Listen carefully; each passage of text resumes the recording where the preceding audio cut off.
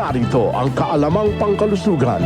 Ang gout ay isang uri ng sakit kung saan namamaga ang kasukasuan. Karaniwan, ito ay nakakaapekto sa hinlalaki sa paa at sa iba pang mga kasukasuan sa kamay at tuhod.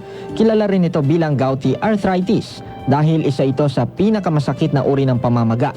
Kadalasan pa sa mga taong nakakaranas ng gout attack ay umiinom agad ng pain relievers o gamot na naireseta ng doktor. Ilan sa mga sintomas ng gout ay tulad ng pamumula, pananakit at pamamaga ng kasukasuan. Pagkati ng kasukasuan, matinding sakit sa apektadong bahagi ng katawan. Upang maiwasan ito, siguraduhin namang wasto at balanse ang pagkain, kumain ng gulay, mag-ehersisyo, siguraduhin tama ang timbang, iwasang uminom ng sobrang alak, iwasan ang mga pagkaing mataas sa purine kagaya ng isda, sardinas at karne dahil ang purine ay nakakadulot ng gout. Uminom rin ng gatas dahil pinapatibay nito ang mga buto. Halim Abbas, NDBC, Bida Balita.